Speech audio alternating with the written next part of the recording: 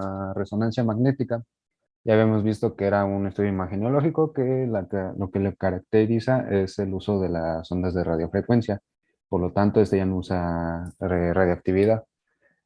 Podemos definir que tiene un cierto equipo, un cierto material, y a su vez podemos encontrar dos diversas formas de esta máquina de resonancia magnética.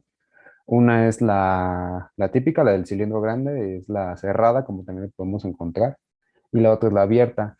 En esta cuestión, pues, se supone que se prefiere más usar la que es cerrada, el cilindro grande que cubre a todo el paciente, porque la abierta no tiene cierto grado de falla o no puede dar un contraste o un mayor campo magnético, por lo tanto tenemos menos contraste tisular, no tenemos más, ¿cómo se le diría?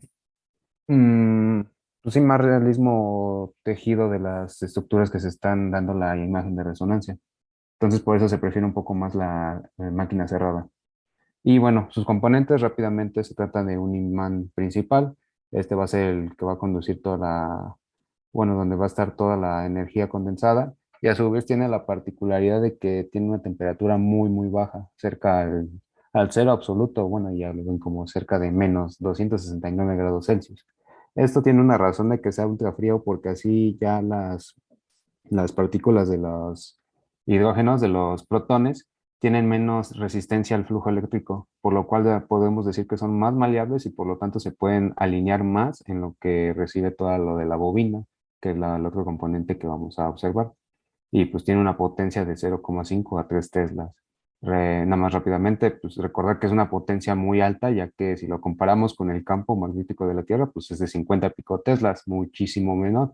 Ahí tenemos en cuenta que es 0,00050 teslas. Entonces es una potencia muy grande para que podamos alinear estos protones de las moléculas de agua, que es principalmente cómo se lleva a cabo. Y bueno, lo que les comentaba de los escáneres de resonancia magnética abiertos, pues estos poseen campos magnéticos inferiores, por eso que tenga menor contraste tisular de los tejidos. La siguiente, por favor. La siguiente parte de este equipo de resonancia magnética pues son unas bobinas. Estas van a ser las encargadas tanto de transmitir los pulsos de radiofrecuencia, que las vamos a denominar como bobinas transmisoras, y además van a hacer otro trabajo que es recibir esa propia eco, que es como se le denomina al pulso de radiofrecuencia o la energía liberada de los protones excitados. Entonces se dividirían en bobinas transmisoras y bobinas receptoras. A su vez tenemos tres tipos de bobinas también. Unas bobinas de volumen, las encargadas de transmitir este pulso de radiofrecuencia y además hacen el otro trabajo de ser las receptoras. Otras que, bueno, las mencionan en un libro de radiología que son de superficie, pero esas son más para las estructuras de la superficie. No se usan como tal para estudiar estructuras muy profundas porque la intensidad no llega hasta la más profundidad que se puede o la que se le permite a ese tipo de bobina. Y además, pues son únicamente receptoras de la radiofrecuencia que se emite, de la energía. Y las bobinas de gradiente, que son parte importantísima porque estas dan el típico ruido de golpeteo que escuchamos luego en las series, que son como un zum. Es como un golpeteo, incluso lo asimilan como una ametralladora. Pero bueno, estas van a tener el trabajo de dar la relación a la localización y el tejido donde estamos obteniendo la señal. O sea, nos dice exactamente dónde y cuándo y cómo está viniendo la señal que vienen de los protones de las moléculas de agua, en los tres tipos de cortes que ya conocemos o orientaciones, el corte axial, coronal y sagital y las orientaciones X y Z. La siguiente, por favor. Y ya, pues rápidamente el ordenador, pues es el encargado de recibir toda esa información de la energía liberada de los protones y transmitirla en una información para generar una imagen. Pero a su vez hay unos protocolos y unos parámetros que siguen dependiendo de la institución y de la máquina para decir, pues esta información ya está almacenada, pues la quiero para el protocolo de cerebro o de una enfermedad cierta. O sea, tienen diferentes parámetros cada uno. Y bueno, en la imagen ya los vemos todas las partes que les he mencionado. La camilla, la bobina de gradiente, el imán, la bobina de radiofrecuencia y el paciente dentro de la máquina. La siguiente, por favor. ¿Cómo funciona o en qué se basa la resonancia magnética? Principalmente en la emisión de la energía, o bueno, lo que hace la máquina es recibir la energía liberada de los protones excitados una vez que se les suministró una o se les envió una onda de radiofrecuencia. En la imagen ahí como lo estamos señalando, vemos esos puntitos dentro del cuerpo, pues serían las moléculas de agua. Es importante aquí volver a recalcar que el cuerpo pues es 70% agua, o bueno, en el ejemplo que ponen de una persona de unos 70. Entonces, si es el componente más abundante dentro del cuerpo, el líquido más abundante del cuerpo, pues entonces resulta muy factible que excitemos esas moléculas de protones dentro de las moléculas de agua, de H2O, de los hidrógenos. Estas, cuando no tienen ningún un estímulo externo, van a estar en esta forma que estamos viendo de la imagen en GIF. Es lo que se le conoce como spin. Ellos van a estar rotando y moviéndose dispersamente alrededor de todo el espacio que tengan. Entonces, en la señal de radiofrecuencia que se les emita o energía externa va a ser así en cuestión de milisegundos y las partículas de protones van a estar alineadas hacia donde se está, o de donde viene la energía de la radiofrecuencia. Una vez que se están alineadas, va a entrar el trabajo de la bobina receptora. La bobina transmisora envió la señal de radiofrecuencia, los protones están excitados. Ahora tenemos el trabajo de la bobina receptora, que es tomar toda la información y la alineación de los protones. Para esto ya tendremos que tener en cuenta que hay dos términos que se manejan mucho en la resonancia magnética. El T1, que es el tiempo de relajación longitudinal, y el tiempo 2 es el tiempo de relajación transversal. Esto en cuestión de cómo está distribuido el cuerpo, ¿no? Un eje longitudinal y un eje transversal. Es para abarcar todo el espectro. Y ya después, posteriormente, el ordenador tomará toda esta información y la emitirá en imágenes, pero por diversos parámetros y protocolos. La siguiente, por favor. Hay rápidamente otros términos que hay que entender. Unas secuencias de pulso. Estos son los parámetros y protocolos que les comentaba. Estos, de acuerdo a lo que nosotros queramos estudiar, pues vamos a definir un protocolo que queramos seguir. Estos, a su vez, pues van a determinar el aspecto de los tejidos. Y en esta parte de los protocolos es lo que determina la duración y cuánto vamos a tardar precisamente el realizar esta resonancia magnética, siendo desde muy pocos segundos hasta unos minutos, incluso hasta una hora, dependiendo obviamente del protocolo que sigamos. Hay dos ecos, o esta secuencia se divide en dos tipos de ecos. Ambas van a generar pues, un eco que se utiliza, que es la energía emanada de los protones excitados hacia la bobina receptora. Es el eco del spin, propiamente pues, del protón, y un eco de recuerdo del gradiente, que son en la secuencia de spin, es esta relación de la señal y el ruido más alto. Y en la del recuerdo del gradiente, pues en estas secuencias mucho más rápidas para imágenes más rápidas. Creo que aquí ya eso no lo pude encontrar, pero entra en cuestión de que se buscan ya, por ejemplo, unas imágenes más rápidas, pero a menor resolución. Eso no tengo bien contemplado, pero creo que se usa así. Y bueno, ahora para definir lo que era el tiempo de relajación longitudinal y tiempo de relajación transversal, tenemos lo que es el TR y el TE. El TR significa el tiempo de repetición entre dos pulsos de radiofrecuencia, es decir, mando una onda de radiofrecuencia y el tiempo que tarde en mandar la otra, eso va a ser el TR. Y esto pues lo podemos entender como un TR corto generará lo que es la imagen potenciada en un T1. Y lo otro del TE es el tiempo del eco entre un pulso y el eco. Y este pues va a resultar en una imagen potenciada en T2, lo que vamos a entender que es un T largo que va a generar esta imagen potenciada en T2. La siguiente, por favor. Ahora, para identificar una imagen potenciada en T1 y T2, pues vamos a entender que vamos a tener estas dos imágenes, una y otra, pero con cierta calidad de la escala de grises, que es en la que se basa esta resonancia magnética o en la que podemos distribuir las diferencias. Es una escala de grises de que mide lo que es la intensidad de la señal. Para esto, pues tendremos principalmente tres divisiones o tres formas de entenderlo. Una que es la hiperintensa, es una coloración que es blanca o gris clara, o incluso la encontramos como brillante. La hipointensa, que es una coloración básicamente oscura, y una isintensa, que es una coloración mediana. Pero esto más que nada utilizamos lo que es hiperintensa e hipotensa, porque pues encontrar una coloración mediana, pues sí está, sí existe, ¿no? Pero básicamente nos referimos a que si es brillante o es oscuro, nada más. Y podemos decir así que los tejidos con un T1 corto son brillantes y los tejidos con un T2 largo son brillantes. Que sea corto y largo se refiere a la estructura que se le está enviando la onda de radiofrecuencia, qué tanto puede retener esa onda que se le está enviando. Es lo mismo cuando estamos hablando de una radiografía. Qué tanta cantidad de energía de la onda de radiofrecuencia puede retener. Eso va a definir si es un T1 corto y un T1 largo. En un T1 corto podemos decir que se trataría del agua, que esto del el agua es un punto clave, por eso se los remarco así, para identificar muy fácilmente entre un T1 y T2, porque el agua siempre lo vamos a encontrar en T1 oscura y en el T2 va a ser brillante. Una mnemotecnia que encontré es básicamente utilizar la molécula del agua, H2O. El agua va a estar brillante en H2O, el 2 de la molécula del agua nos va a hacer referencia al T2, básicamente. La siguiente, por favor. Y bueno, vamos a remarcar algunas estructuras que se van a encontrar hiperintensas, o sea, brillantes, en una imagen potenciada en T1. El tejido adiposo, de inicio les voy a comentar, tanto el tejido adiposo como la hemorragia van a ser de las dos de las estructuras que son hiperintensas o brillantes, tanto en T1 como en T2. Aquí ya entra la importancia nuevamente de entender que en T1 el agua va a ser oscuro y en T2 va a ser brillante o hiperintenso o hipotenso. Eso es lo básico que hay que entender para diferenciarlo. Entonces, tejido adiposo, pues vamos a entender que es tanto los tejidos subcutáneos, intraabdominal, el que está en la médula ósea amarilla, e inclusive en tumores que tengan presencia de grasa o tejido adiposo.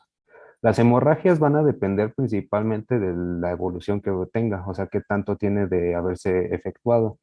El líquido proteínáceo es principalmente presente en quistes. Hay algunas excepciones que se hacen cuando se trata de un quiste de agua. Por ejemplo, en esta de aquí de la imagen A, lo que vemos es un quiste ovárico, pero este quiste ovárico tiene la particularidad de que tiene agua. Y la imagen que estamos viendo de la imagen A es una imagen potenciada en T2. Entonces, pues obviamente se va a abrir brillante. Y ya si le hacemos el contraste con la imagen T1, que es la imagen B, pues no se va a notar que haya un quiste. Bueno, podemos decir que sí se nota, pero es delimitarlo bien, más que nada por la forma. Y vean incluso Es la que ahí vejiga. hay, en la imagen de la derecha tiene usted una diferencia de densidades también. Ujú. Entonces eso puede ir apoyando un poco, independientemente si se tomen en T1 o en T2. Entonces sí podemos ver de alguna manera pues esta marca que se refiere a este quiste, pero por una diferencia de densidades de los tejidos. Pero pues claro, este, que preferimos pues la imagen de la izquierda, ¿no? Sí. Ah, Y bueno, inclusive ahí está la vejiga, vean, la vejiga tiene el agua y como sale en T2, sale brillante y en T1 sale oscura. Entonces es una particularidad principalmente por el agua. Y bueno, ponemos otros ejemplos, por ejemplo, del melanina, del presente en el melanoma, pues en T2 van a salir brillantes igualmente. Eso presente es un tipo de cáncer de piel muy grave. Y el gadolinio, el líquido de contraste que se suministra en esta resonancia magnética, también pueden aparecer hiperintensas en T1 y otras sustancias paramagnéticas, es decir, que tengan cierta receptibilidad al flujo eléctrico, o sea, que puedan ser alineadas conforme a la bobina transmisora. La siguiente, por favor. Y ya la otra cuestión, miren, aquí está lo de melanina. Ese puntito que vemos en la línea blanca, que está rellena, es el punto de una melanina y es una imagen potenciada en T1. Todo lo que vemos en negro ¿cómo podemos decir? Pues sí, lo que es el líquido cefalorraquídeo, ándale, esa parte, es puro líquido, es líquido cefalorraquídeo. En la siguiente, sí, en la siguiente, por favor. Esa se trata de una hemorragia. En la imagen de la parte A, en la imagen A, se trata de una imagen potenciada en T2, pero la particularidad que se hace es que hay una supresión. Ese es otro término que se abarca en la resonancia magnética. La supresión principalmente se trata para eliminar el brillo en un tejido adiposo, más que nada. Siempre lo vamos a encontrar como en un tejido adiposo. y es para remarcar otras zonas que, digamos, pues no encuentro una diferencia muy clave entre estas dos imágenes. Voy a aplicar una supresión al tejido adiposo para ver qué zonas pueden estar remarcadas. Y vean en la imagen en T1 cómo sale, que es la imagen en B, sale remarcada, me parece que era de la hemorragia, una hemorragia presente de la sangre, y ya se elimina. Entonces ya está hiperintenso. Entonces es una técnica muy apropiada de la resonancia magnética el aplicar una supresión. La siguiente, por favor. Y bueno, las estructuras hiperintensas que estén potenciadas en T2, igualmente, como les comenté, tanto el tejido adiposo, la hemorragia y algunos quistes, inflamaciones, infecciones. Y bueno, básicamente esas serían las imágenes potenciadas. La siguiente, por favor. Hay que quedarnos más que nada con el ejemplo que les puse del punto clave, del que el agua sale oscura, es hipotensa en la imagen potenciada en T1 y hiperintensa en la potenciada en T2. Eso es clave, clave. La siguiente, por favor. Unos aspectos de la seguridad en la resonancia magnética rápidamente. En pacientes claustrofóbicos, pues no es recomendable el uso de una resonancia magnética cerrada, por el hecho de que no, un espacio tan cerrado pues les va a generar esta propia claustrofobia. Entonces, unas opciones que tenemos es un poco la sedación, pero no hasta el hecho de noquearlo, sino para tenerlo un poco más relajado, o optar por el uso de una resonancia magnética abierta, pero con el riesgo de que las imágenes que se presenten no sean tan milimétricamente detalladas. Otra también es evitar el uso de pacientes o introducir pacientes que tengan objetos ferromagnéticos en el cuerpo, ya sea como grapas quirúrgicas o clips de aneurismas, e inclusive ¿qué más? Los clavos quirúrgicos que luego se optan a usar para los huesos. Tampoco podemos introducirlos porque pues, es un campo magnético, va a haber una atracción y por ejemplo, una grapa, un clip que esté localizado, pues va a terminar moviéndose, tanto puede salir disparado como puede moverse dentro del propio paciente y generarle más daño. Entonces, para nada podemos introducirlo. Otra también son los dispositivos mecánicos eléctricos. Estos se ponen de ejemplo con los marcapasos. Igualmente, esos tampoco, porque tienen una tendencia ferromagnética a atraerse, igualmente pueden generar lesiones tanto en la zona como salir disparados. Eso también en cuestión de pacientes que tengan impresiones de balas o daño por bala. Imagínense, activamos lo que es no sé cómo se le llama, la cápsula de la bala o la punta de la bala que tenga todavía restos de pólvora, puede explotar y causar un poco más de daño, más bien mucho daño. Y para esto ya se ha determinado como unas reglas por un Consejo Internacional de Seguridad en seguridad de en qué usos podemos o qué no podemos introducir dentro de una resonancia magnética y es en riesgos no me acuerdo bien el nombre del instituto, pero miden lo que es seguro y apto para introducir dentro de una resonancia magnética. Lo dividen en tres. Uno que es seguro para la resonancia magnética, que es determinado como que no hay ningún daño disponible o que pueda generarse. Compatibles que pues sí puede realizarse, pero todavía no se ha estudiado a fondo lo que puede realizar, el daño que puede realizarse. Por ende, se opta más por no realizarlo con ciertos materiales. E inseguro es que totalmente no podemos realizar la resonancia magnética en presencia de ciertos materiales, como son los ferromagnéticos.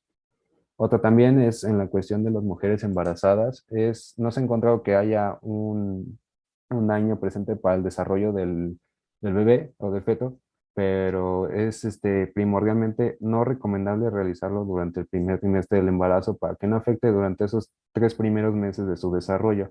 Y también por el hecho de que se usa el medio de contraste.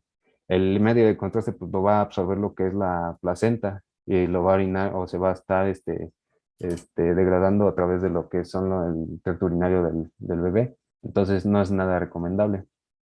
En Nada más paciente, para aportarle, doctor Sánchez, Hernández Sánchez, en el primer trimestre de embarazo hay formación de órganos. A ese periodo se le llama organogénesis. Entonces, para no afectar la organogénesis, ujú, el crecimiento y el desarrollo vienen pues posteriormente, como ya se pueden cuantificar cuando Ujú. se adquieren ya algunas funciones, los órganos. Ujú. Pero entonces el desarrollo y el crecimiento vienen posteriores a la organogénesis. ¿Ok? Entonces, en este caso, no se debe de utilizar este tipo de equipo porque se afectaría la organogénesis, no el crecimiento, no el desarrollo, la organogénesis. ¿Va? Muy Ah, bien. ok. Gracias, doctora. Y bueno, una relación, una de las relaciones con el sistema urinario es que, por ejemplo, en pacientes con insuficiencia renal ya acontecido preexistente, el hecho de que introduzcamos este medio de contraste delgado líneo resulta más gravemente perjudicial para el paciente por el hecho de generarle fibrosis sistémica nefrogénica, un tipo de fibrosis que se genera por el hecho de usar delgado líneo. En este tipo de pacientes, pues obviamente no podemos utilizar este medio de contraste. Y otras de las relaciones es que lo podemos utilizar en sistema urinario para el uso de identificación de masas renales y también para la diferenciación entre un quiste y una masa tumoral. Esos serían los temas principales de la resonancia magnética. La siguiente, por favor. Sí, ya sería todo de resonancia magnética.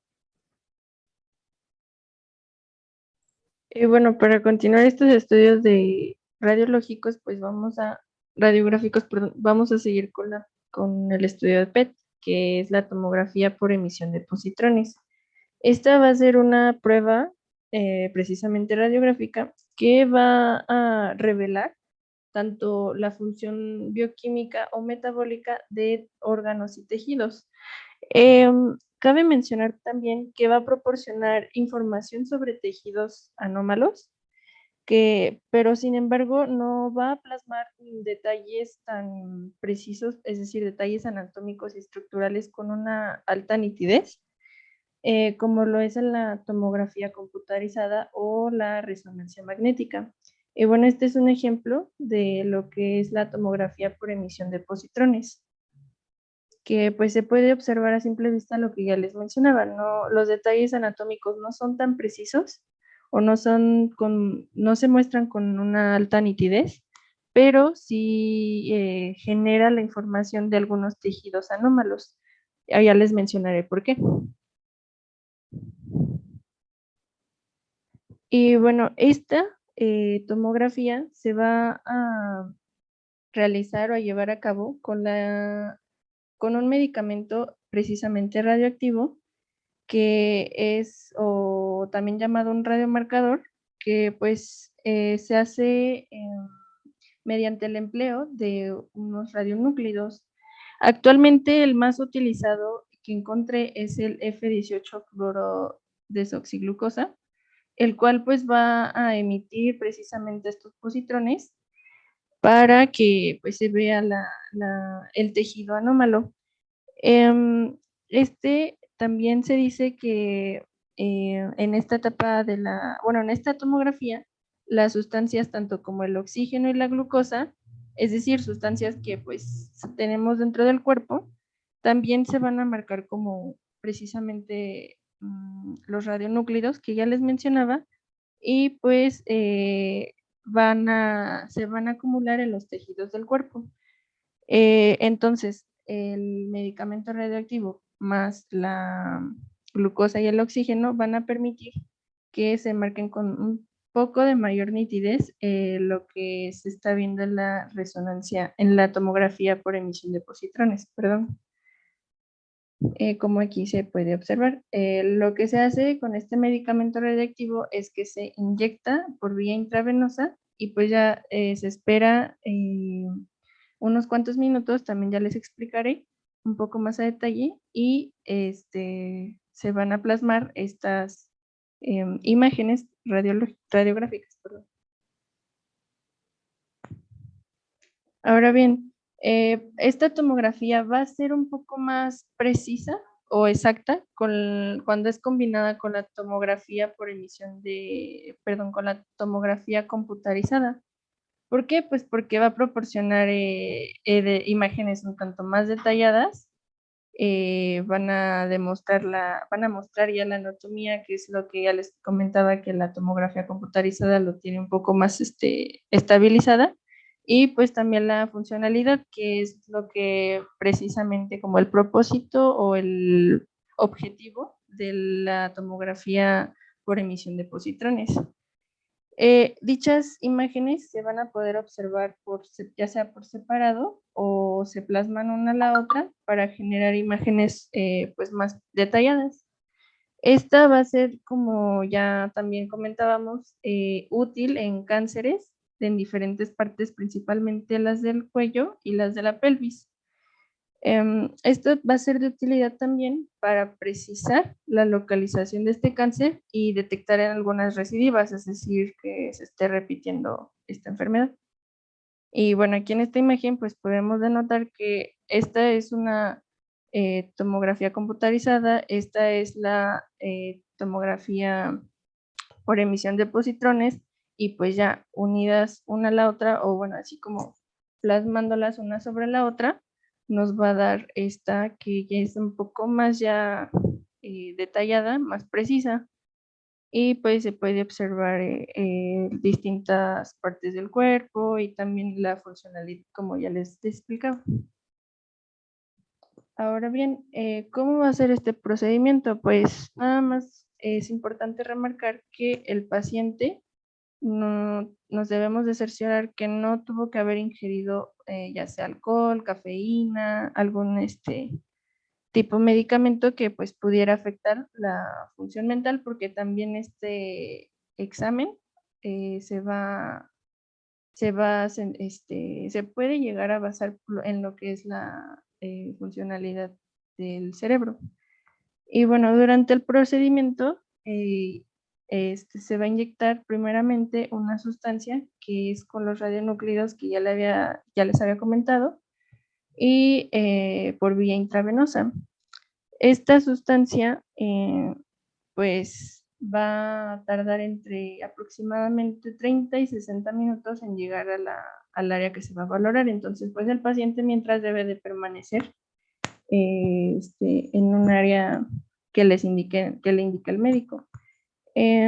La persona se va a recostar sobre la mesa que el doctor le indique, que pues va a ser esta, la cual se va a deslizar posteriormente hacia el interior del escáner, quedando esta pues, de esta forma, como se puede observar en esta imagen. Pero poco a poco el paciente va a ir introduciéndose hacia lo que es el escampet. Esta prueba cabe mencionar que tiene una duración de 45 a 60 minutos.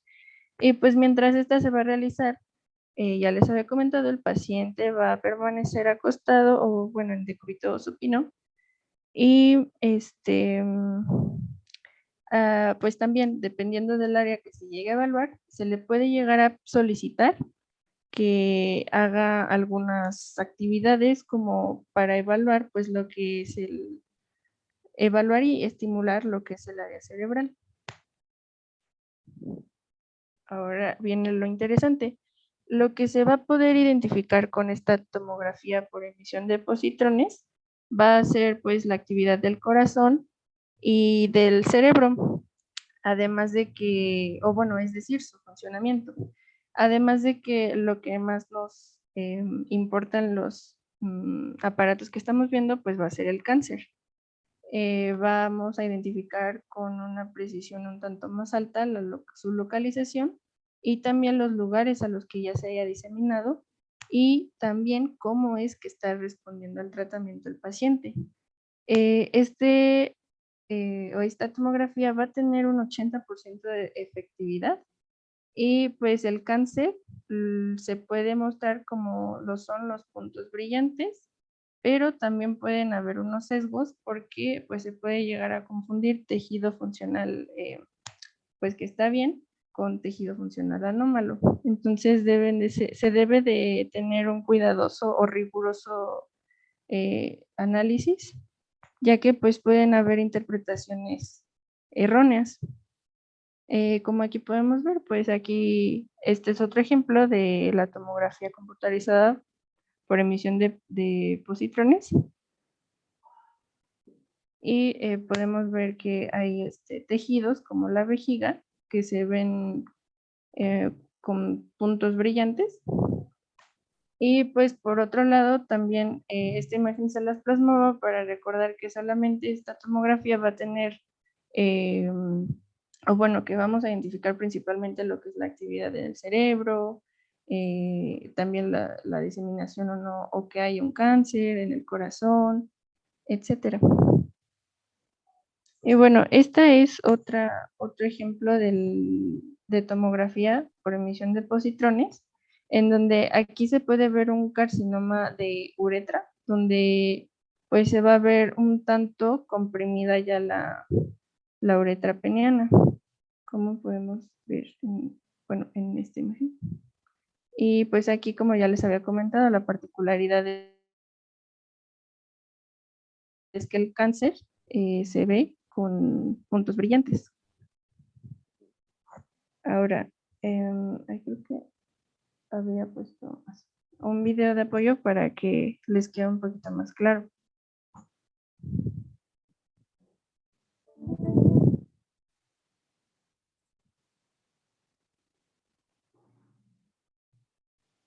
Sí se ve y sí se escucha, ¿verdad? Sí.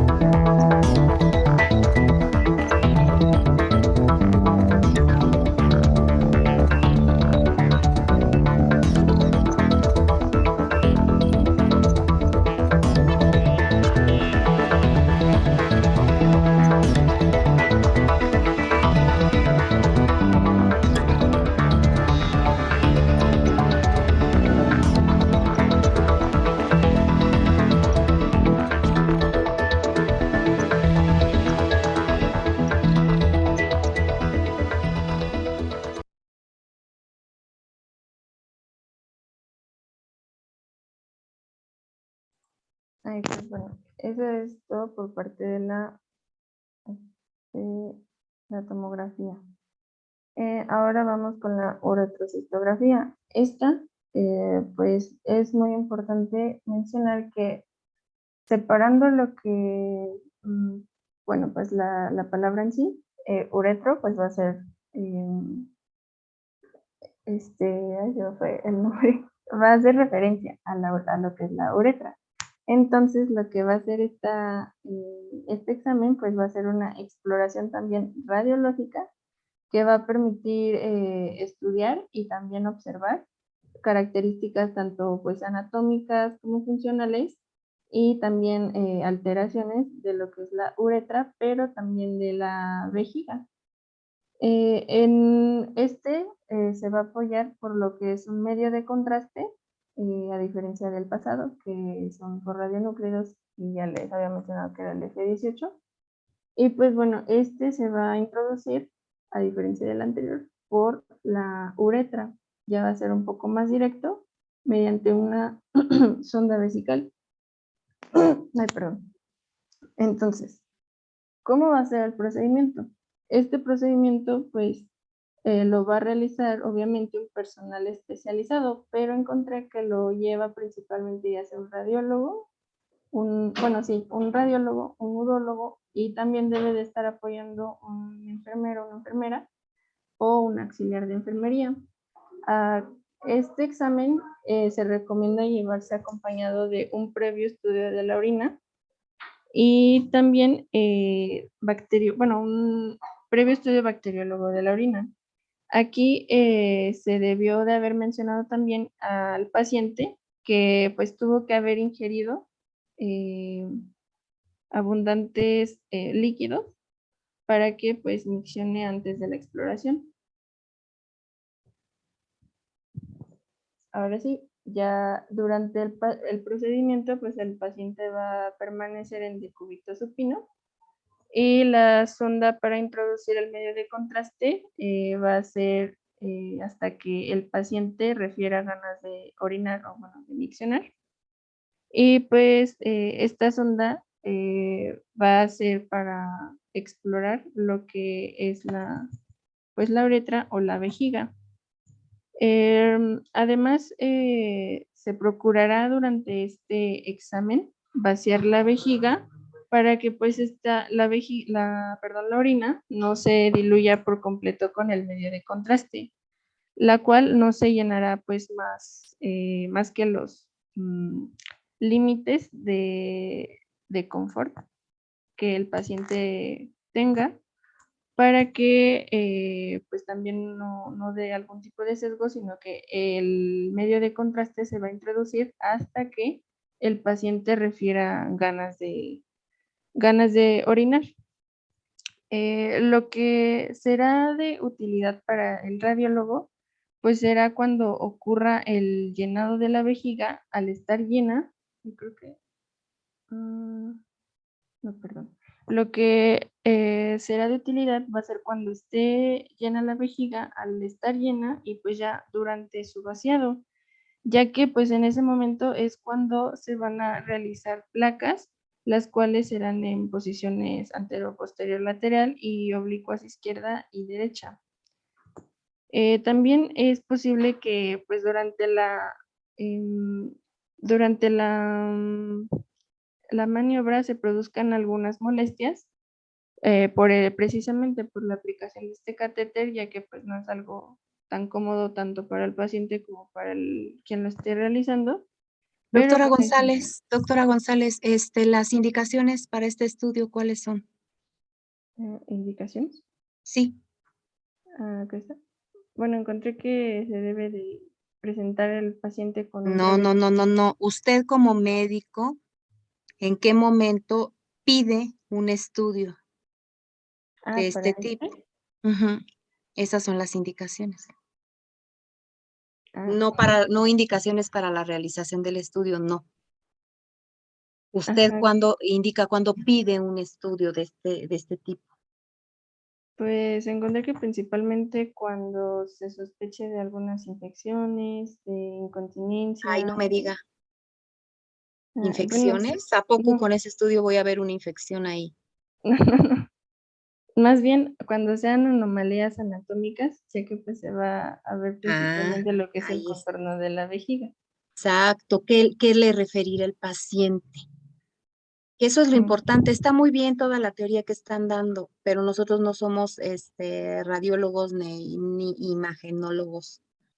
Debemos de tener en cuenta lo práctico de estos estudios. ¿Para qué me va a servir? Sí, es muy interesante todo esto, incluso apasionante, pero ¿para qué? sí, ¿Qué va a llegar su paciente a decirle como el motivo de consulta? sí, es lo que tenía aquí. Va bien, doctora, va bien, no se preocupe, pero sí hay que dirigir un poquito hacia lo que nos interesa. A Sí. ver, mire, ahí tiene, ok. A ver, adelante con eso. Ok, entonces, bueno, la anterior era nada más como para que se comprendiera un poco mejor y lo que más importa, pues sí, como dice la doctora, va a ser lo que se va a poder identificar o pues para qué vamos a pedir un estudio de este tipo. Principalmente, pues sí, van a ser en las anomalías anatómicas. ¿Por qué? Pues porque va a mostrar una mayor precisión de lo que es la anatomía de la vejiga y pues porque podemos observar a mayor precisión lo que es el contorno de la vejiga y también el trayecto de la uretra. En infecciones, sí, obviamente no va a estar tan recomendada cuando una persona cuente con una infección, porque pues al momento de introducir la sonda podemos incluso lastimar o perjudicar al paciente. También pero pues también se puede llegar a identificar una infección en este estudio. También se puede llegar a identificar una estenosis ¿Cómo uretral. se haría? ¿Eso cómo se hace? ¿Cuál, ¿Cómo se doctora? detecta una infección en ese estudio? Pues por ejemplo, si es que más adelante en otro estudio que se parece mucho a este, encontré que, por ejemplo, no me acuerdo cómo se llamaba la patología, pero que aparece como la vejiga, pues igual dañada y ay, es que se me fue el nombre. Este, aquí está. Precisamente cuando hay un divertículo vesical, pues aquí no hay la correcta salida de la orina y pues se puede provocar infecciones. Pero no se detecta por medio de ninguno de estos dos estudios No, una infección de ninguna manera. Y usted nos está no. diciendo eso y eso es mentira, doctora. Ok. No hay que inventar cosas, por Sí, es favor. que sí lo encontré, pero sí, también me Sí, pero pareció contrario. usted razona, doctora González. O sea, Sí, usted sí, misma me está dando la razón ahorita. sí, sí, sí. No se pueden detectar infecciones. Podemos inducir que se podrían presentar porque hay una obstrucción, Ujú. claro, pero ahí el estudio no sirve para eso. Sí, sí, sí. Sí, entonces, ¿le falta todavía mucho, doctora? Pues un poquito. Ok, porque nos estamos comiendo el tiempo del equipo siguiente, ¿eh?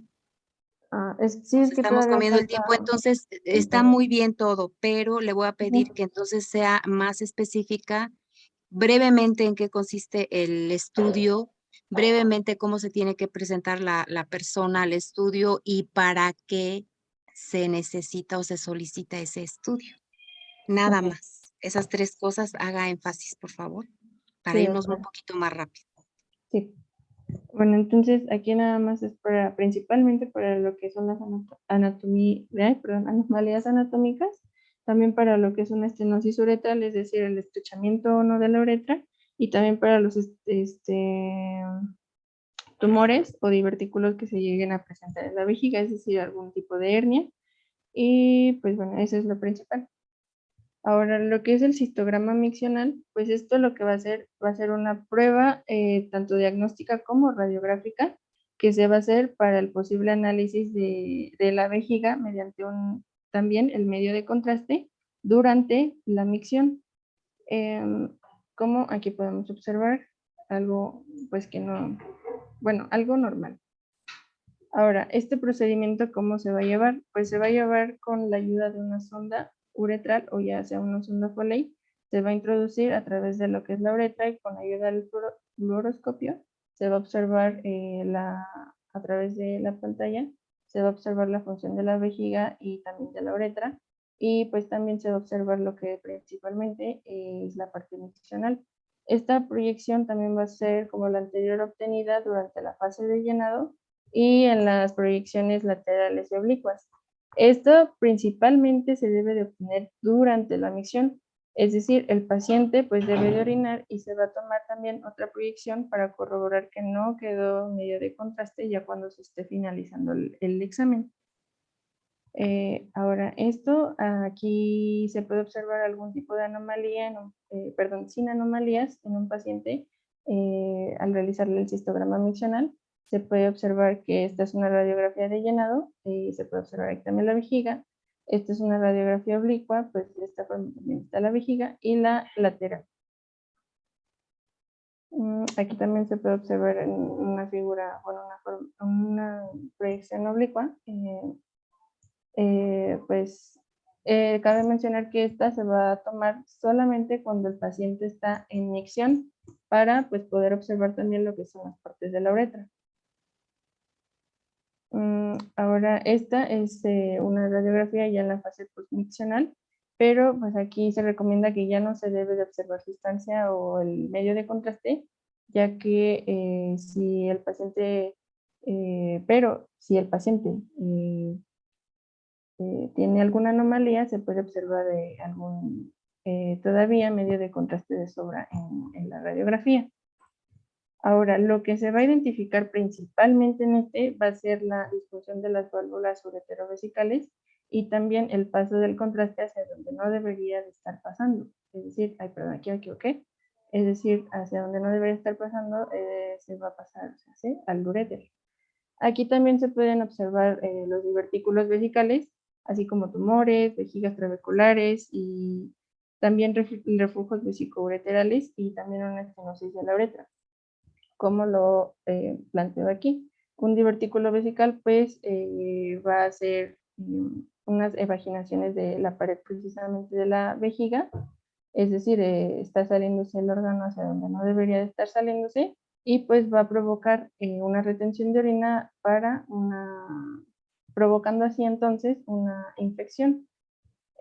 Ahora también mediante lo que es el cistograma miccional, se puede llegar a identificar una estenosis de uretra. Es decir, se va a observar la porción en donde la uretra esté afectada o estenosada. Es decir, en este caso, pues aquí está. Ahora, lo que es la uretrografía retrógrada, pues va a ser también un estudio ay, se me fue. Radiográfico para el estudio de la uretra y la vejiga. Esto precisamente por lesiones en estas áreas, pero esta va a ser pues generalmente utilizada en hombres. Específicamente será de utilidad para estudiar lo que es la uretra anterior, es decir, la peniana, ya que pues la técnica anterograda será al sospechar de lesiones de la uretra posterior, o sea, de la prostática y membranosa, y como de las válvulas uretrales posteriores. Este procedimiento va a ser pues igual el paciente en decúbito supino, y pues está indicada esta uretrografía para principalmente en anomalías que de la vejiga, ya sea por obstrucción, traumatismo, o los cuales pudieron desencadenarse por una infección como la cistitis, por hipertrofias prostáticas, que presenten dificultades en la evacuación, abscesos, procesos inflamatorios crónicos y también por las fístulas.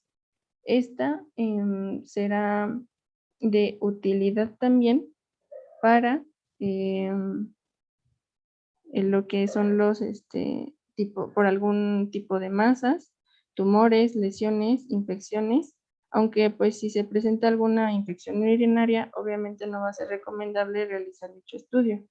Este procedimiento, ya les mencionaba, va a estar el paciente en decúbito supino y también se va a inyectar un medio de contraste, lo que son principalmente aceites yodados, y pues se van a poder obtener placas en proyecciones tanto frontal y oblicua.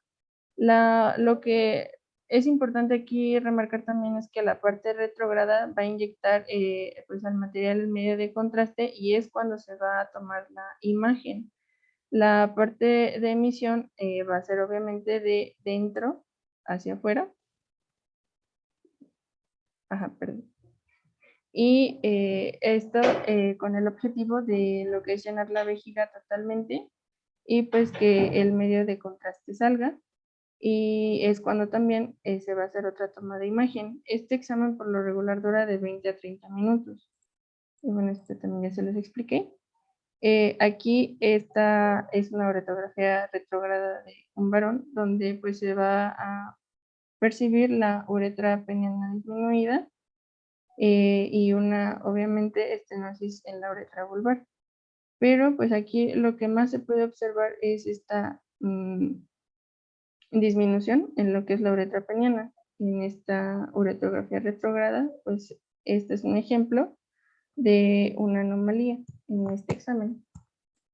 Ahora, bueno, esto es como lo más rescatable que pude tomar de cada uno de los que ya les expliqué. Y pues sería todo de mi parte, gracias. Pues eso es precisamente lo que nos interesa y nada más nos puso ahí la diapositiva. Eso es lo que nos tenía que decir. ¿Para qué? ¿Para qué sirven esos estudios? Pero bueno, ahí ya lo tomarán sus compañeros de su presentación. Bueno, ahora les voy a hablar de la cistoscopía, que es un examen que se realiza en el interior de la vejiga mediante un cistoscopio, que va a tener una luz y una lente para poder observar y evaluar el interior de la vejiga. Incluso se utiliza para la región del trígono vesical, por ejemplo, en la trigonitis. Y también, y bueno, en cuanto a cómo se realiza, pues el paciente se debe de encontrar en posición de litotomía o ginecológica. Se debe desinfectar la zona del meato urinario. Generalmente se coloca lidocaína en gel. Y pues se espera unos minutos a que haga efecto y ya después se inserta el cistoscopio por lo que es el meato hasta llegar a la vejiga. Y ya cuando se llega a la vejiga se llena con solución bricada. Y bueno, siguiente. Lo que se puede identificar es una cistitis, que es pues ya sabemos que va a ser la inflamación debido a pues la infección urinaria. También podemos identificar la trigonitis que les mencionaba en la región del trígono, en donde pues van a estar desembocando los uréteres. Siguiente.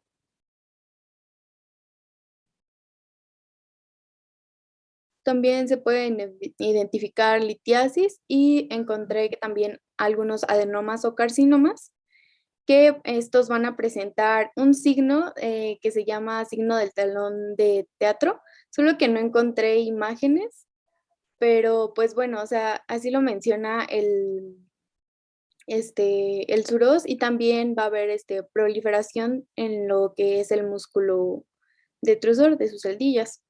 Y en el caso del cáncer prostático, se va a ver con poca nitidez lo que son los contornos del cuello vesical, y pues eso sería lo más rescatable de la cistoscopia. Siguiente.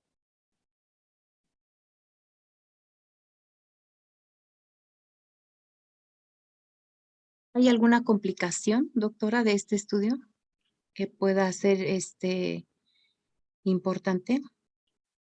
No encontré, doctora. Ok, pues sí, sí puede haber complicaciones. Recuerden ustedes que todo procedimiento invasivo va a generar o puede generar algún proceso infeccioso. Ok, entonces sí puede haber, incluso puede haber sangrado, ¿eh? Puede haber dolor abdominal posterior al estudio. Ok, entonces sí puede haber, digamos, molestias secundarias, ¿sí? Complicaciones, pues una de las complicaciones sería un proceso infeccioso posterior a. Otro, pues un sangrado y el dolor abdominal posterior al estudio. Bueno, continúe. Sí, bueno, ahora yo les voy a hablar de la cistometría, ya para ir acabando. Igual nada más voy a mencionar los puntos más importantes Adelante. para ya no llevarnos tanto tiempo. Bueno, la cistometría, como creo que ya lo habían mencionado uno de mis compañeros, como sus dudas. Este básicamente es un examen que se realiza para buscar problemas con respecto al llenado y vaciado de la vejiga. Para esto, lo que se hace es medir las presiones tanto intravesical e intraabdominal a través de una sonda.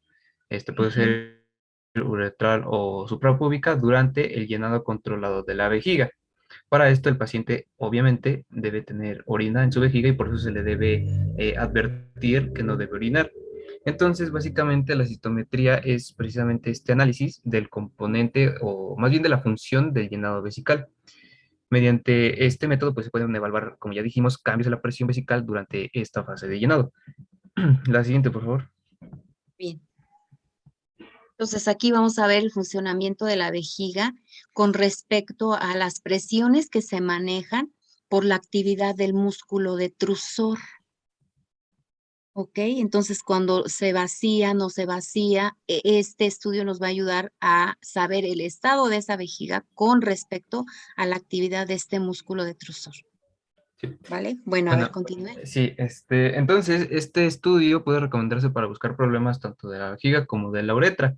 Entre las afecciones que pueden causar este tipo de problemas, pues tenemos a la disfunción neurógena de la vejiga, básicamente pues el funcionamiento inadecuado de la vejiga Ujú. debido a un problema del sistema nervioso, como una lesión o algún tumor en la médula espinal.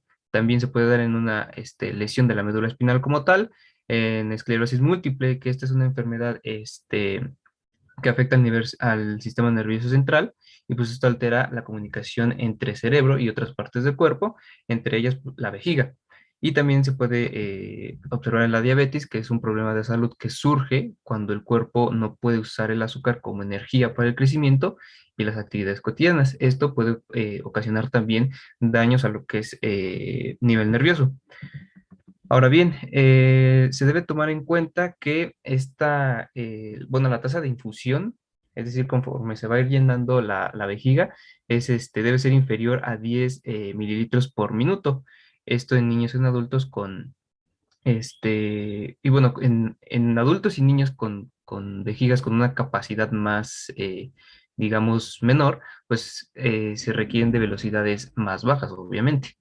Y también esta técnica, este estudio se puede realizar utilizando tanto gas como líquido para lo que es el llenado vesical. En cuanto a las ventajas del líquido pues aquí tiene que ver principalmente pues la similitud con la orina, es no compresible al ser un líquido y pues permite evaluar la fase de vaciado de la vejiga. Y también Ujú. se detecta fácilmente si hay, por ejemplo, un escape por la uretra y se puede utilizar algún método de contraste en caso de que se requiera. Ahora, Sí, de hecho es mejor el Ajá, líquido, porque de sí, hecho durante el estudio se le pide al paciente que realice algunas actividades como toser, por ejemplo, aguantar, ¿no? Si tiene ya esta sensación de orinar o que vacíe la vejiga precisamente. Entonces, es más, ¿cómo le diré? Efectivo utilizar sí. agua.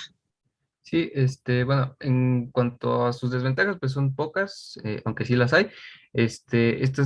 Bueno, algunos componentes, pueden causar, por ejemplo, inestabilidad y también elevar lo que es el costo del procedimiento. En cuanto al gas, pues este permite que el estudio se realice de una manera más rápida y el costo es relativamente bajo, pero tiene varias desventajas el uso de gas. Primero, pues que no es fisiológico, porque obviamente la vejiga no se llena de gas, se llena Claro. de líquido. Al ser un gas, pues también es compresible, causa inestabilidad y no se puede evaluar la fase de evacuación de la vejiga.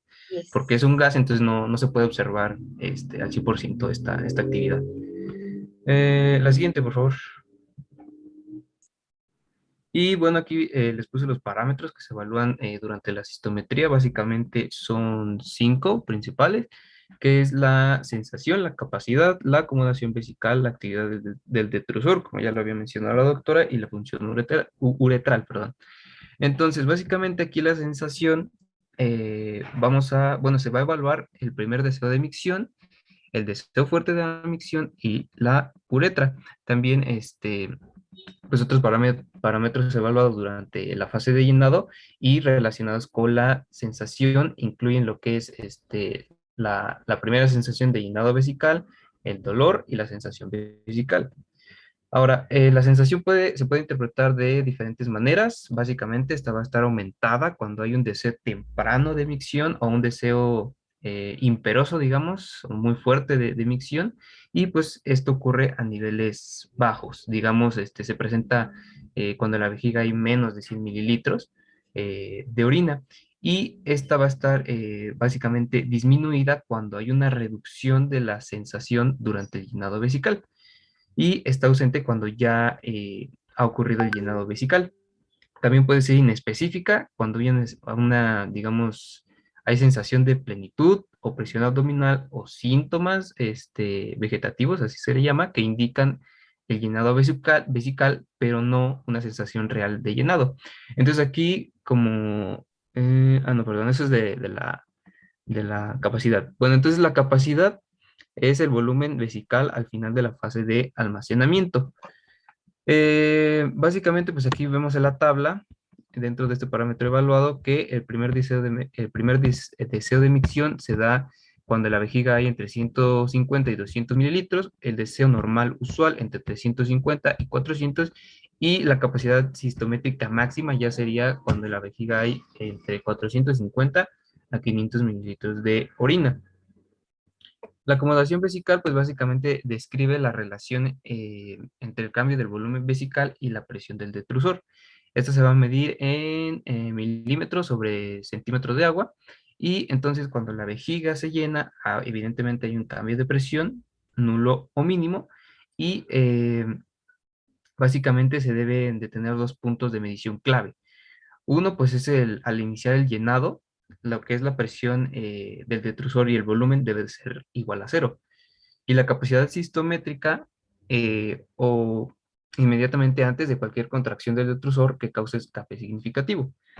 ¿Qué más? Bueno, la actividad del detrusor, igual ya la habíamos mencionado, básicamente durante el almacenamiento, la vejiga pues debe estar relajada, no hay presión y debe estar distendible sin generar cambios en lo que es la presión de este músculo. Ahora, cualquier actividad del detrusor antes de la fase de evacuación como tal se considera anormal y se llama actividad involuntaria del detrusor, porque no hay una presión como tal y aún así pues está, digamos, evacuando. Eh, y la función uretral, pues básicamente es durante la fase de almacenamiento, es anormal que la presión, bueno, es normal que la presión de cierre uretral sea positiva. Es decir, debe ser mayor a la presión intravesical para que la orina no salga, no escape. Y si hay algún aumento de esta presión, o más bien una disminución de esta presión, pues ya sería anormal y estaría provocando lo que es la salida de flujo de la orina. Ahora bien, esta función uretral puede ser normal cuando se mantiene la presión de cierre uretral positiva durante el llenado, puede ser incompetente, en donde se puede observar, por ejemplo, un escape de orina en ausencia de la contracción del detrusor, puede ser una incontinencia de esfuerzo urodinámica, que es el escape involuntario de la orina durante el aumento de la presión vesical y en ausencia de la contracción del detrusor, o puede ser una incontinencia por relajación uretral. Aquí pues va a haber un escape dado por la relajación uretral en ausencia de un aumento de presión abdominal o de contracción del detrusor, es decir, que sin presión, aún así va a haber salida de orina.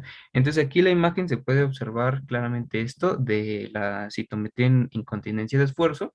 Vemos hasta abajo cómo está el volumen de llenado que va aumentando. Al paciente por lo general se le pide realizar una maniobra de Valsalva o que tosa. Entonces, por ejemplo, en Valsalva vemos que al aumentar precisamente la presión abdominal, el flujo urinario también aumenta, aunque evidentemente la presión del detrusor se anula. Lo mismo tenemos en el caso de cuando el paciente tose, la presión abdominal y vesical va a aumentar y el flujo urinario pues va a aumentar igual proporcionalmente. La siguiente, por favor. Y bueno, aquí básicamente están estos parámetros que se evalúan durante la cistometría. Estos ya los mencioné. Simplemente aquí los puse a manera de resumen por si le quieren tomar una captura o algo para que los tengan a la mano. Esta tabla lo resume bastante bien. La siguiente, por favor. Ahora, en cuanto a las complicaciones, pues puede ser, por ejemplo, puede causar infección en las vías urinarias y un reflejo autónomo en personas que tienen una lesión o un tumor en la médula espinal. Aquí pues incluyen el dolor de cabeza intenso, aumento de la presión arterial, disminución de la frecuencia cardíaca, sudoración o sofocos.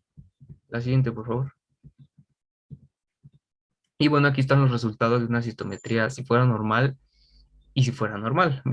Básicamente, de manera de resumen, para no leer cada parámetro, básicamente la normal, pues la velocidad con que fluye la orina desde la vejiga al orinar es normal y no va a haber ninguna pérdida de orina de la vejiga durante la prueba de esfuerzo, que es lo que ya les expliqué ahorita en la gráfica. Y en la normal, básicamente, se van a tener problemas para iniciar el flujo de la orina y puede haber pérdida de la orina de la vejiga durante la prueba de esfuerzo, como ya lo vimos anteriormente. La siguiente, por favor. Bueno, ahora pasamos a hablar del cateterismo vesical. De este igual ya lo habían mencionado. Básicamente consiste en la introducción de una sonda a través de la uretra hasta el interior de la vejiga con técnica estéril con fines diagnósticos y terapéuticos. Básicamente, este evidentemente es un procedimiento invasivo y traumático a la estructura de las vías urinarias. Básicamente, esta técnica conlleva alto riesgo de infección en el tracto urinario, así como complicaciones mecánicas. Por lo tanto, se debe valorar realmente si se requiere o no. Entonces, se debe utilizar siempre y cuando los beneficios superen a los riesgos. Los objetivos, pues básicamente son facilitar el drenaje de la orina para aliviar la retención aguda crónica, obtener un continuo drenaje vesical durante la pre, trans o postoperatorio y permitir el drenaje de la orina en pacientes con difusión neurógena de vejiga, donde vemos que esta contención de orina en este tipo de pacientes pues se da de manera anormal. La siguiente, por favor. Estaría básicamente indicado en pacientes con estado hemodinámico inestable, como ya hemos mencionado, en pacientes en el pre, trans y postoperatorio, en pacientes sin control de esfínteres urinarios y en retención urinaria aguda. En cuanto a las contraindicaciones, pues obviamente no se va a poder realizar en presencia de anormalidades anatómicas en la uretra, puesto que esto dificulta el paso del catéter a través de esta. En pacientes con lesión uretral y en los procesos de uretritis, cistitis, prostatitis aguda debido a la posibilidad de desencadenar una bacteremia. La siguiente, por favor. Bueno, aquí están todos los materiales que se requieren, los más importantes o a destacar en este caso, pues sería la bolsa recolectora de orina, un equipo de caterización, lubricante para poder así introducir la sonda, una ámpula de 10 mililitros de agua inyectable para llenar el globo de la sonda y obviamente una sonda vesical. El número de esta pues va a depender de la edad y el sexo del paciente, que ahorita vamos a ver un poco de ello. La siguiente, por favor. Bueno, aquí está el procedimiento. Evidentemente es más largo, pero aquí pues los puntos más importantes, igual la manera de resumen. Es perfecto, perfecto. Uh-huh. Ujú. Básicamente, pues el paciente debe estar en decúbito dorsal.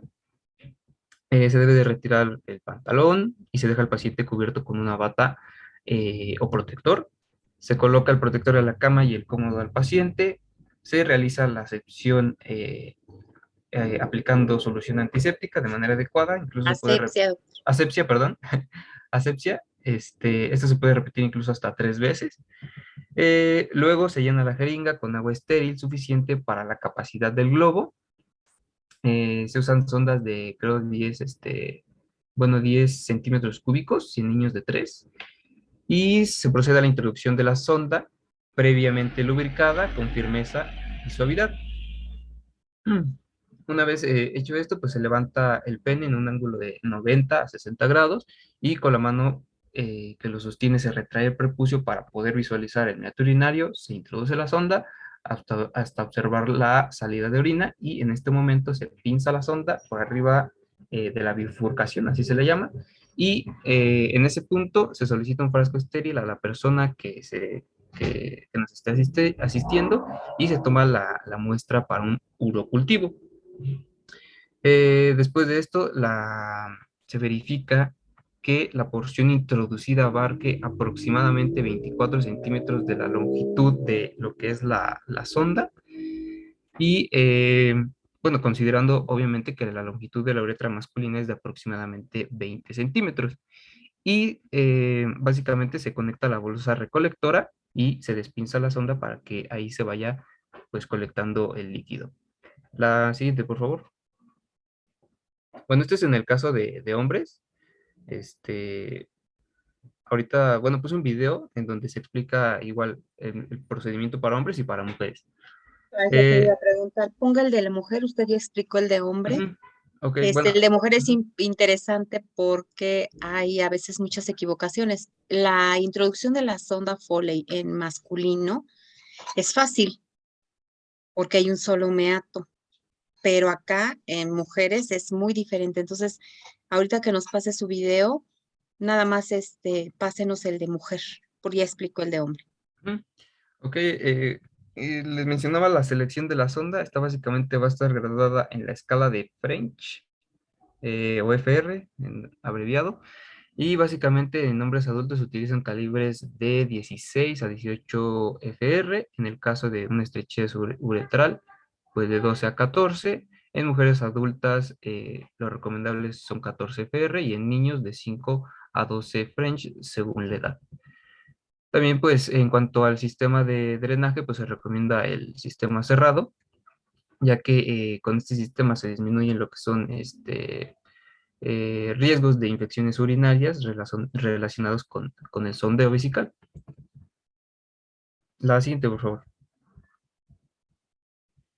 Las complicaciones, al ser un método invasivo, pues básicamente existe el riesgo de infecciones en el tracto genitourinario. También se puede dar sangrado por traumatismo uretral durante el procedimiento y se puede dar también la formación de falsas vías. Esta complicación es más frecuente en hombres por la forma y constitución de la uretra. Y los puntos importantes a considerar es, como ya lo habíamos mencionado, al ser un procedimiento que trae consigo diferentes riesgos, pues se debe usar siempre y cuando los beneficios superen a los riesgos. Se debe realizar en un espacio estrictamente estéril y se deben obtener las muestras de orina bajo condiciones de asepsia, también utilizando el sitio de la toma de muestras, que es el que se muestra en la imagen. La siguiente, por favor.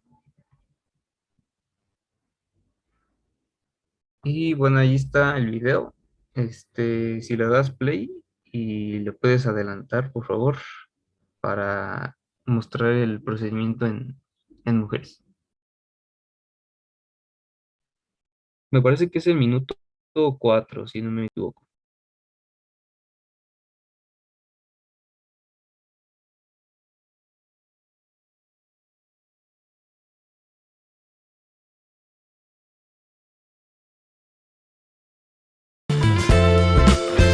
Observamos el retorno de orina. Inmediatamente conectamos la bolsa de orina a la sonda, siempre manteniendo la esterilidad. Bajamos el pene a unos 45 grados aproximadamente y comprobamos que fluya orina.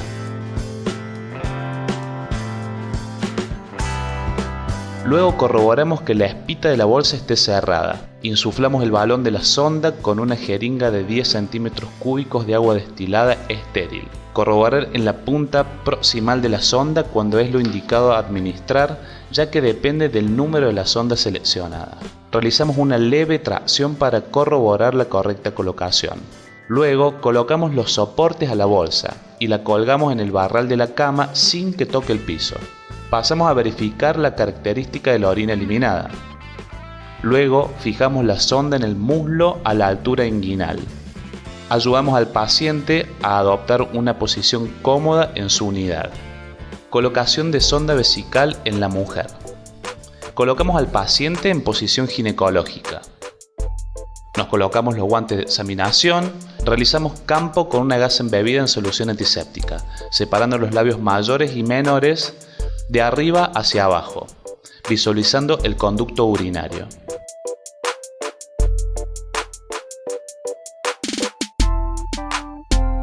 Nos quitamos los guantes de examinación y realizamos nuevamente el lavado de manos. Siempre en el procedimiento mantenemos la esterilidad en todo momento. Luego nos colocamos los guantes estériles. Pasamos a colocar el campo fenestrado estéril sobre los genitales del paciente y realizamos un campo estéril que para ello utilizaremos gasas embebidas en solución antiséptica.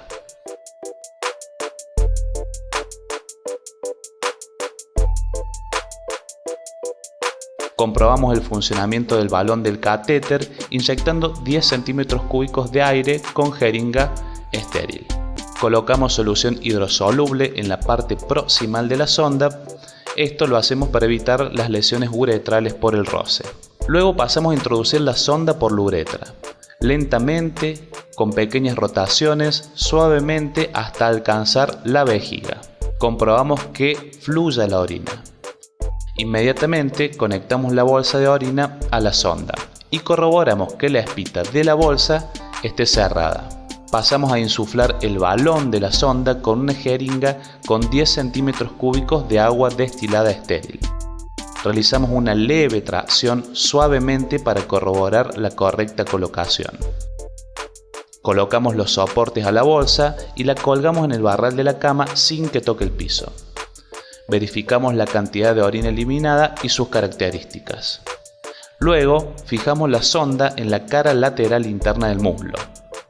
Por último, ayudaremos al paciente a adoptar una posición cómoda en su unidad. Nos realizamos el lavado de manos y registramos siempre en el informe de enfermería el tipo de sonda, día, hora, características y cantidad de orina eliminada.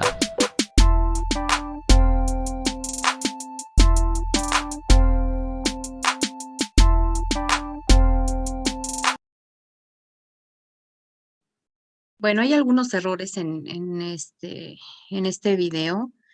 De lo importante aquí es en esta posición de litotomía identificar la uretra femenina. Entonces, el orificio de entrada, más bien, porque vamos nosotros de afuera hacia adentro, debemos de identificarlo.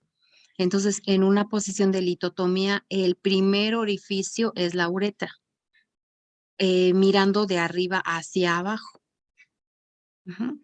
¿Por qué les comento esto? Porque el segundo orificio es la vagina, el introito, ahí está. Y el tercer orificio es el ano. Entonces, aquí se ve muy bonito porque pues es un maniquí y ni siquiera se ven los demás. La vagina sí la vi, pero el orificio del ano no se ve. Entonces, se suele cometer en las diversas anatomías femeninas, sobre todo cuando las pacientes son muy gorditas, se suelen cometer errores y se introduce el catéter, la sonda Foley se introduce en la vagina. Eso ya está contaminado. Esa sonda debe desecharse. ¿Ok? Entonces, utilizar otra sonda y colocarla correctamente. Se suele confundir, doctores. Se suele confundir. Entonces, tener siempre presente que el primer orificio de arriba hacia abajo en la posición de litotomía, que sería las 12 en punto, es la uretra. Y a veces le buscamos y no encontramos, ¿eh? Entonces, ubiquémonos que el de en medio es la vagina. Jamás vayan a meter esa sonda por la vagina. Váyanse hasta que esté su paciente en la mejor posición para que ustedes puedan identificar los diferentes orificios. Entonces, el primero de arriba hacia abajo. ¿Va? ¿Ya sería todo, doctor Castillo? Ya nada más falta una técnica y ya. A ver.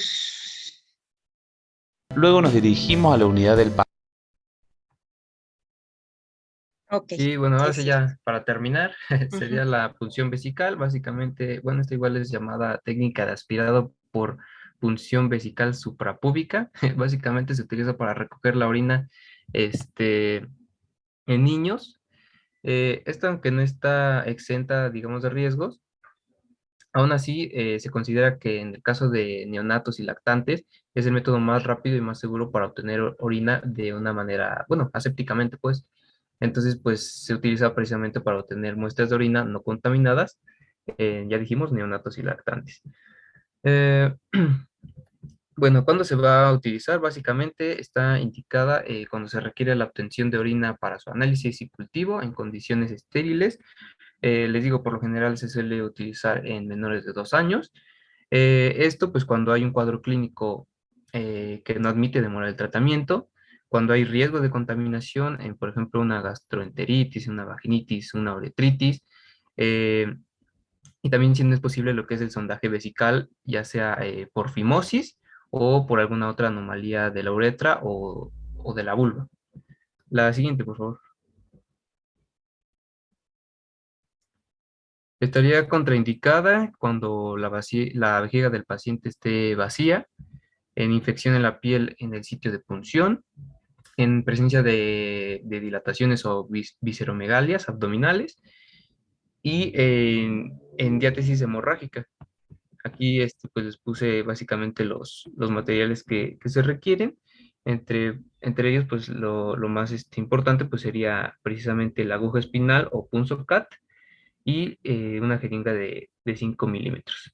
La siguiente, por favor. Bueno, aquí les puse el procedimiento, igual a manera de resumen. Se puede decir que lo primero es muy importante verificar que haya orina en la vejiga. Esto pues se puede comprobar a través de la palpación o tal vez de una ecografía. Eh, es preferible utilizarla si no se ha orinado en la última hora o esperar hasta que la vejiga esté llena. También, pues, obviamente, como cualquier otro procedimiento, se requiere de una limpieza de piel suprapúbica con antiséptico. Se debe de localizar después el punto de punción, que más o menos se localiza sobre la línea media, a 1 o 2 centímetros por encima de la símfisis del pubis. Posteriormente, la aguja se debe situar perpendicularmente a lo que es la superficie de la piel y ligeramente, digamos, caudal en un ángulo de 10 a 20 grados. Se debe de avanzar con una succión de manera suave hasta que la orina entre a la jeringa. Esto se va a dar aproximadamente 2 o 3 centímetros de profundidad y al penetrar la vejiga se puede sentir una leve disminución de la vejiga. Una vez que la orina entra a la jeringa, se continúa con el aspirado de la orina de manera suave y controlada, digamos. Posterior a esto, se retira la aguja, se pone, digamos, el capuchón estéril en la jeringa y o se transfiere la orina a un recipiente estéril para enviar posteriormente al urocultivo. Si no se obtiene orina al primer intento, se retira la aguja, y se espera al menos 1 hora para poder intentarlo de nueva cuenta. La siguiente, por favor.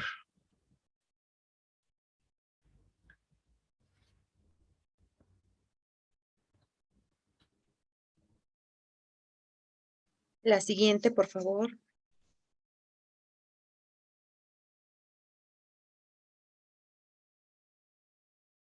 Y bueno, sus complicaciones son raras, no se suelen dar mucho, pero entre ellas tenemos la hematuria transitoria, microscópica en la mayoría de los casos, macroscópica únicamente en el 2% de los casos.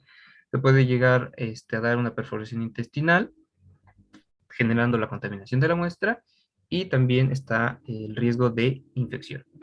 Bueno, ahí les puse el video, básicamente es lo mismo que ya expliqué, pero de manera gráfica, por si lo quieren ver, pues ahí está disponible. Y fuera de eso, creo que ya sería todo de nuestra parte. Ok, muy bien. Gracias.